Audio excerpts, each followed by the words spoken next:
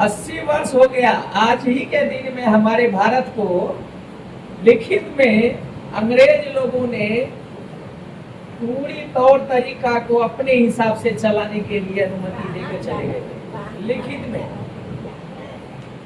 तो इसीलिए 15 अगस्त 1947 का हमारा भारत तो अंग्रेजी हुकूमत से आजादी मिला, तो हमारे भारत के बहुत से लोग खुशियां मनाया। क्या मनाया? खुशियां मनाया, क्योंकि उस आजादी के लिए बहुत वीर जवानों ने युद्ध लड़ा था।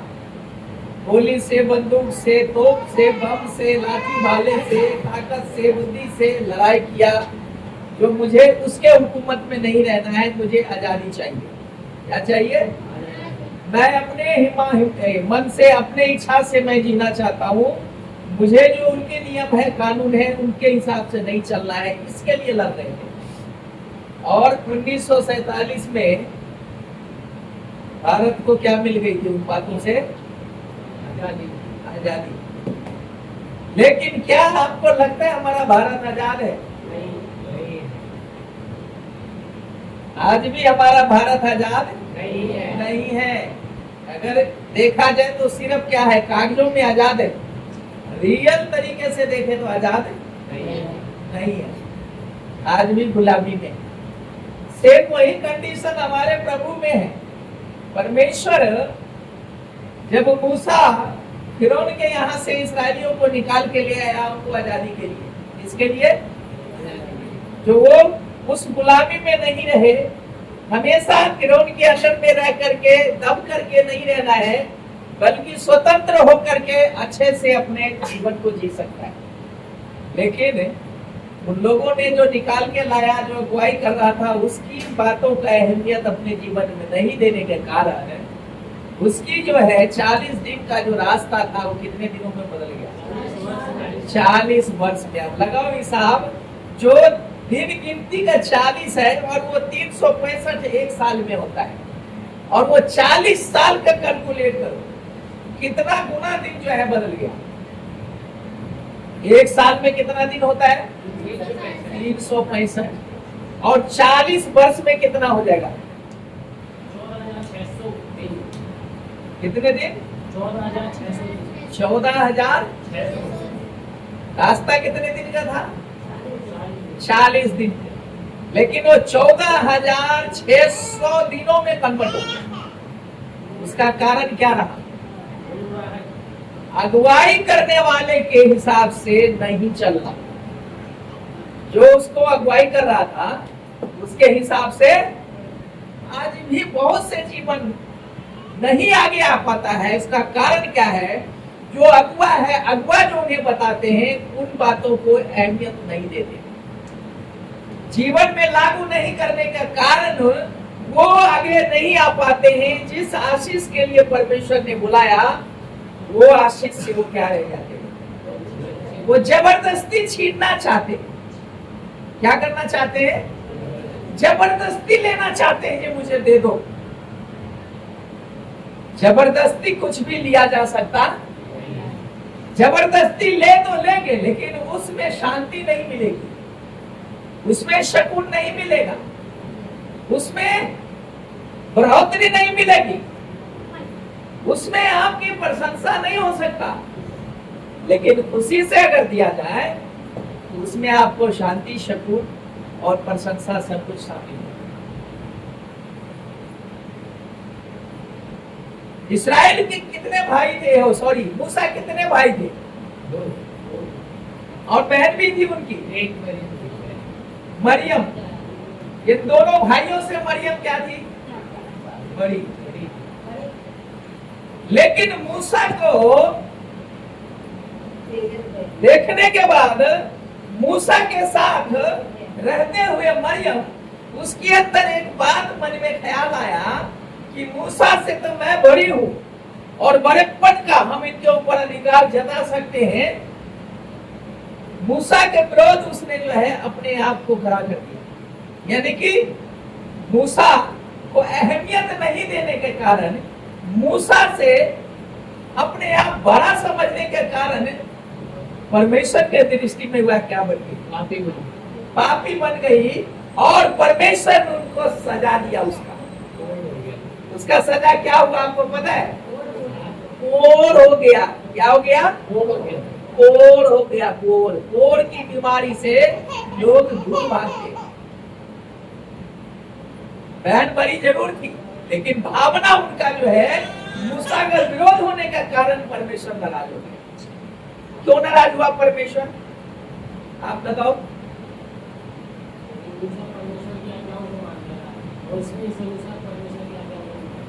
हाँ, और कोई बताओ। परमेश्वर की जो बुलाहट था उस मूसा का था, लेकिन मरियम मूसा के बुलाहट को अपनी बुलाहट समझ ली, उसको अहमियत नहीं दिया। इस कारण परमेश्वर नाराज हुआ। बहुत से लोग आज भी इस तरह के, वो अपने आप को परमेश्वर के दृष्टि में महान समझकर परमेश्वर ने जिनको रखा है उनको जीवन के अंदर जरा सा भी जगह नहीं देकर जीने की प्रयास जो करते हैं, परमेश्वर उससे आज भी नाराज होता है। परमेश्वर कभी बदलने वाला परमेश्वर नहीं है। हम तो बदल जाते हैं, हम मिनट में बदल जाते हैं। अगर फेवर की बात नहीं हो ना तो तुरंत ही हम बदल जाएंगे। और ये प्रैक्टिकली बता रहा हूं, मेरे साथ ऐसा हुआ है। जब खरा वचन, कुछ लगने वाला वचन अगर आपके पास आता है तो कुछ लोग उस वचन को गलत तरीके से जीवन में डालते हैं। वचन के द्वारा सिद्ध होने के बजाय वचन के विरोध हमारे मन में ख्याल आना शुरू हो जाता है। और ऐसा मेरे साथ हुआ है। मैंने शायद पहले बताया, एक भाई है, उसको मैं मैसेज करता था व्हाट्सएप पे, तो मैंने एक दिन ऐसा वचन भेज दिया, उस वचन से उनको बड़ा दुख लगा। और उनका कहने का मतलब ये हो गया कि मुझे आपने ये वचन अच्छा नहीं भेजा। क्या बोला उन्होंने? ये वचन मेरे लिए अच्छा नहीं भेजा आपने। मैंने कहा मैंने तो लिख के नहीं भेजा ना अलग से, मैं तो वही वचन भेजा ना जो बाइबल में लिखा है। तो ये अच्छा और खराब कैसे हो गया बताओ? अगर लिखा हुआ इसमें खराब है तो उसके अंजाम भी तो जान सकते हो ना खराब है क्यों। कर्म क्या है हमारा जिसके ऊपर वो खराब लग रहा है? तो अपनी कमी को ना देख करके वचन बताने वाले को गलत ठहरा दिया। इसका मतलब सिर्फ जो हमारे भले दिखाई दे, हमें मक्खन वाला वचन हो, लॉलीपॉप वाला वचन हो, मलाई वाला वचन हो, जो खाए तो बड़ा स्वाद लगे, ऐसा वचन तो नहीं मिलेगा ना। परमेश्वर जब चाहता है सिद्ध करना तो हथौड़ा चलाता है? लोहा अगर यदि ये कह दे कि बिना हथौड़ा चलाए, बिना मुझे जो है ना आग में डाले मेरा हथियार बना दे, तो क्या बना देगा बनाने वाला? बनाने वाले कैसे वो हथियार तैयार होगा? वो हथियार किस तरीके से मुझे बनाना है? मुझे छेनी बनाना है कि मुझे सुमा बनाना है कि मुझे हथौड़ा बनाना है कि मुझे जो है ना कुल्हाड़ी बनाना है? वो तो बनाने वाले के ऊपर है ना। तो वो उसी हिसाब से तो तपाएगा ना आगे के अंदर, और उसी हिसाब से तो उसको क्या करेगा। अगर वो कहे कि नहीं नहीं मेरे ऊपर कुछ नहीं चलना चाहिए, तो संभव है फिर हथौड़ा या कोई हजार बन सकता है क्या? हम में बहुत से लोग इन बातों को समझते नहीं। बहुत लोग समझते हैं कि बस बिना कुछ कहे, बिना कुछ जो है ना तारना पड़े, मुझे हर वो चीज मिल जाए जो मेरी क्या है मतलब की है। नहीं हो सकता, नहीं हो सकता। हालेलुया। देश जब आज से 80 साल पहले आजाद हुआ तो बड़ा आसानी से आजाद नहीं हुआ। हुआ था क्या आसानी से? जलियांवाला बाग का कहानी आपने सुना है, देखा है? कितने लोग देखा सुना है? जलियांवाला बाग में पता है क्या हुआ? अंग्रेज लोग जो ऐसे हम लोग बैठ करके आपस में एकता और प्रेम की बात करने वालों को गोलियों से मुंह दिया था, और उसमें झूठा आरोप लगा दिया था कि सरकारी हुकूमत के खिलाफ ये लोग प्लानिंग कर रहे थे, और उनको बम से, तोप से, मशीन गन से है जग जग जग जग जग जग जग जग कर करके घूम डाला। बच्चे, जवान, औरत, बूढ़े, हर एक को छोड़ा नहीं। इक्का दुक्का कोई कोई उनमें से जो है एक दूसरे पे जो गिरे पड़े, शायद इक्का दुक्का बच गए हैं, तो गोलियों से तो बच गया। और कुछ लोग अपनी जान बचाने के लिए, कुआं था वहां पे जलियांबाग में, आज भी अगर आप जाओ तो देखोगे वो सब चीज है। जान बचाने के लिए कुआं में कूद गए ताकि गोली से बच जाओ, लेकिन कुआं के अंदर कूदने के बाद भी बचने का चांस क्या पूरा रहेगा? बिना देखे उसमें धड़ाधड़ एक दूसरे के ऊपर से लोग कूदे, तो शायद नीचे वाले व्यक्ति पता नहीं पहले से पड़ा है बेहोश, जो पहले कूदा है, तो ऊपर से दूसरा गया तो उसी के ऊपर धड़ाक, तो क्या नीचे वाले व्यक्ति बचा होगा? उसमें शायद लोग मुश्किल है। आज जाओगे उस कुएं के अंदर देखोगे ऊपर से लोहे के जाल लगे हुए, और वो जगह जो गोली चली थी आज भी गोलियों का निशान है, देखने के लिए रखा हुआ है जलियांवाला बाग। कभी मौका मिले तो जाना, अमृतसर में गोल्डन टेम्पल है, वही बगल में थोड़ा सा हट करके जलियांवाला बाग है। और कम से कम हजारों लोगों की उस दिन जो है मृत्यु हुई थी। क्या इतना आसानी से भारत आजाद हो गया? उस टाइम में भी कानून था, कोर्ट था, जज, वकील सारे थे। आजादी क्या मांगता है? बलिदान मांगता है। आजादी क्या मांगता है? बलिदान मांगता है। तो जब हम मसीह में आजाद हो रहे थे, क्या वो मसीह में बलिदान देना नहीं चाहिए? देना चाहिए।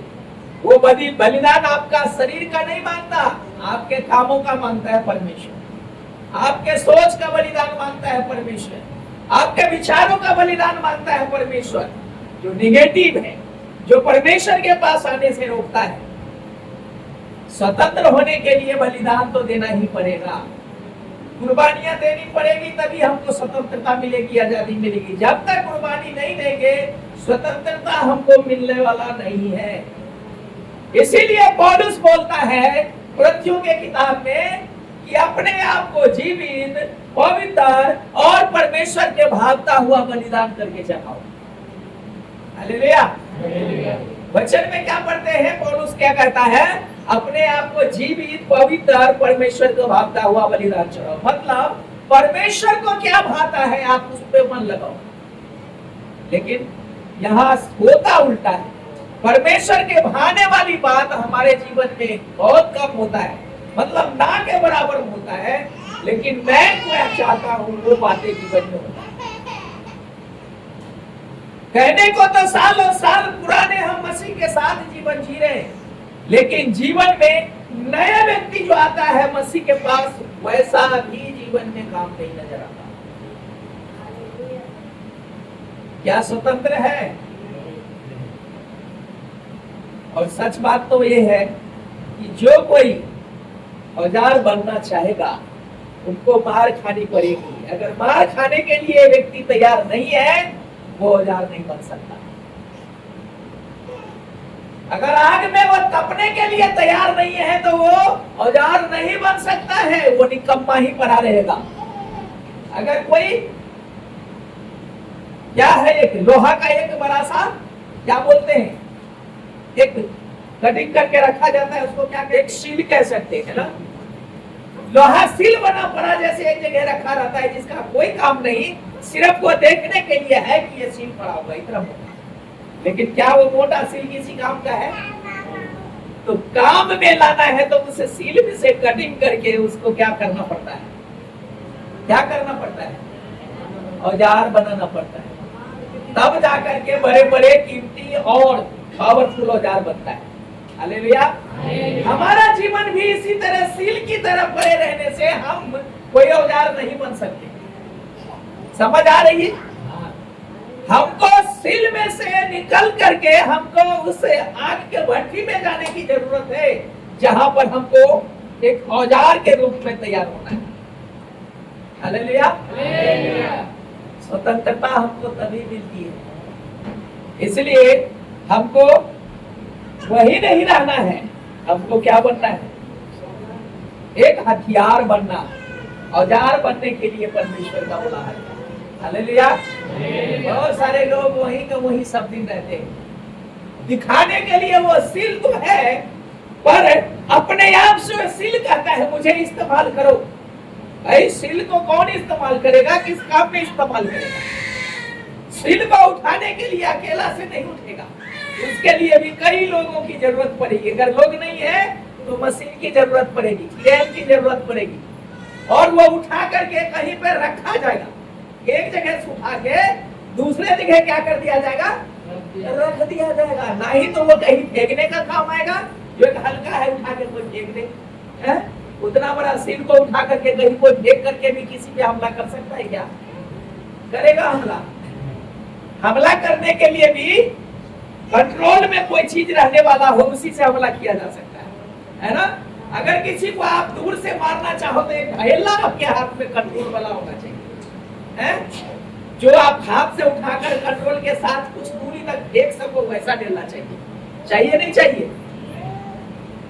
अगर यहाँ से बाउंड्री पार अगर ढेला फेंकना हो तो 5 किलो का ढेला पहुंचा देंगे वहां?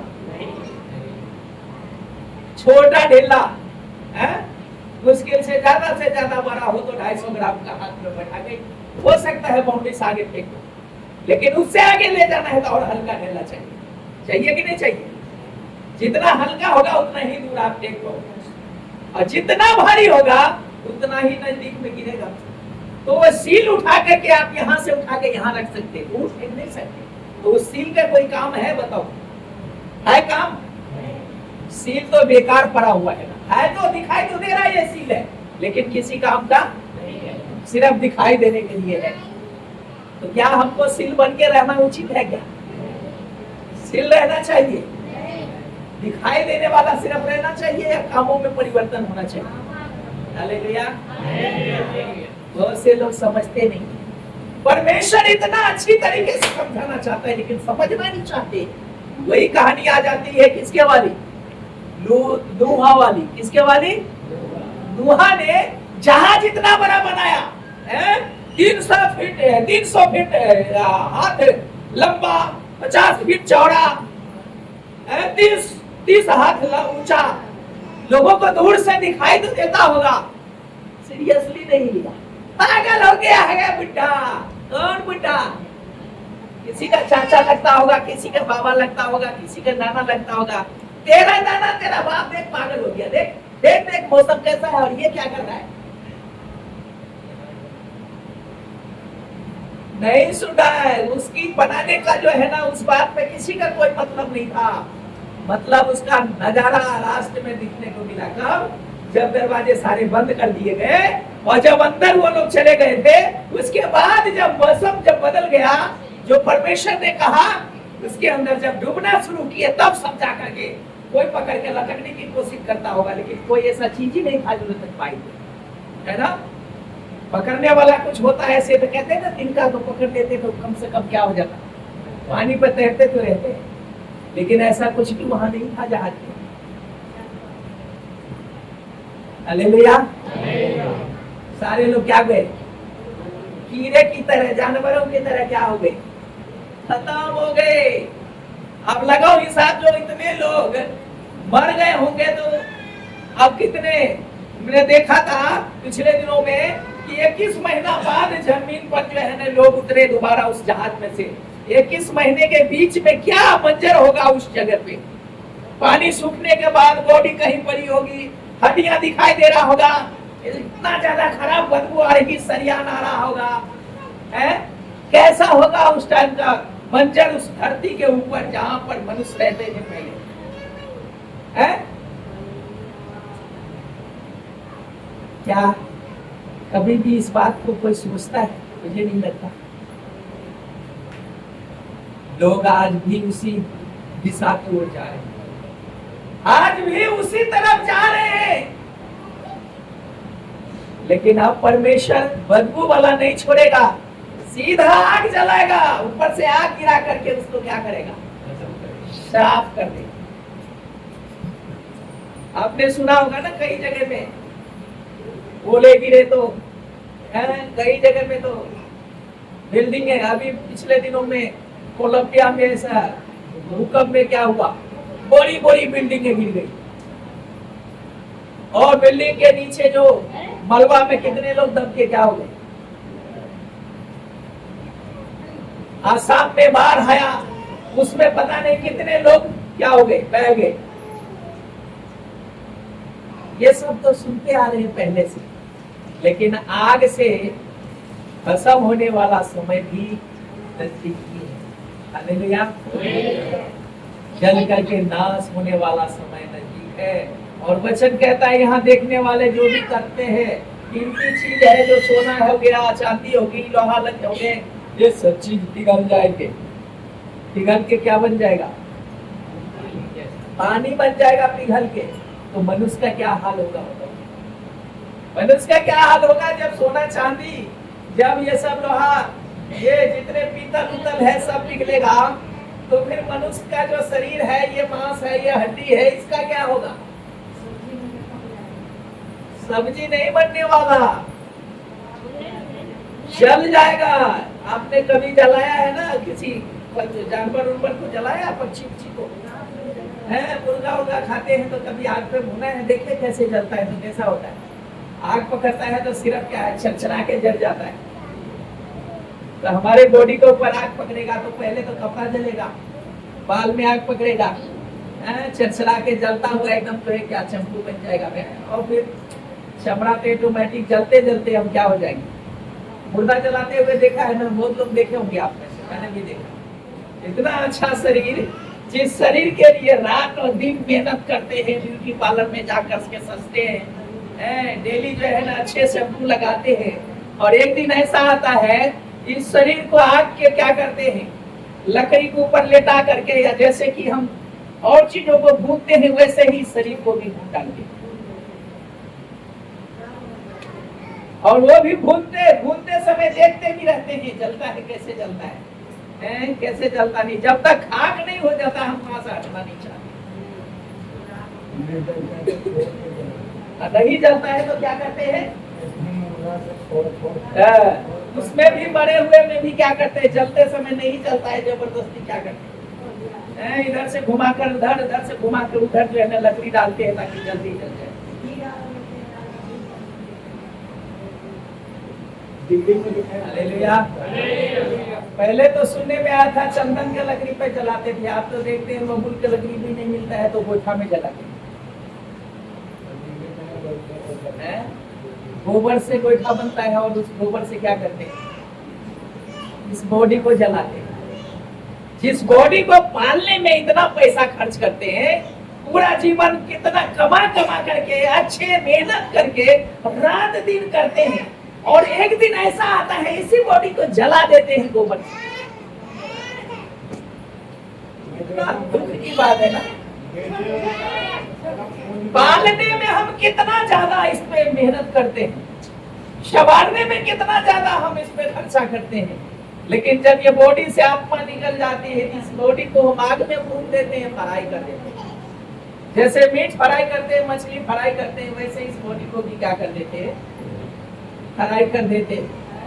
नागालैंड एक देश है, मुझे पता चला है, वहां पर क्या करते हैं, उसको भूंज के खा जाते हैं। क्या करते हैं, जब मर जाता है कोई तो परिवार मिल करके उसको, जैसे हम बकरा खाते हैं ना वैसे वो उसको खा जाते हैं। अभी पिछले दिनों में चेन्नई में गया था तो नागालैंड से ही आए थे कुछ लोग पहली क्लास में, लेकिन हमने उससे बातचीत नहीं किया, ये सब थोड़ा सा टाइम नहीं मिला उस बात करने का। लेकिन प्रभु ने चाहा हम नेक्स्ट टाइम जाएंगे तो जरूर कुछ पूछेंगे। पहले बार तो माहौल देखें कहाँ क्या है, कैसा है, कैसे लोग हैं, किस तरह से रहते हैं।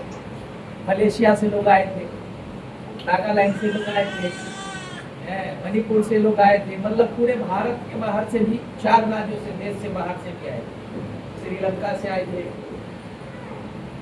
हालेलुया। दुनिया में, पूरे दुनिया में परमेश्वर ने मनुष्य को ही एक अपने स्वरूप समानता में बनाया है, और हम मनुष्य क्या है, उस बात से वंचित हो जाते हैं। बोलो हालेलुया। इसलिए मैंने पिछले संडे को मैं बोला था, क्योंकि 15 अगस्त का छुट्टी किसका है, तो कुछ लोगों ने हाथ दिखाया, कुछ नहीं दिखाया, जबकि आज के दिन सरकारी छुट्टी है। प्राइवेट मन से आप कर रहे हैं तो अलग बात है, लेकिन सरकारी तो मना है। लेकिन चलो कोई नहीं आए तो भी परमेश्वर उनको आशीष दे। अगर घर में बैठे हैं तो वो शांति से नहीं रहे।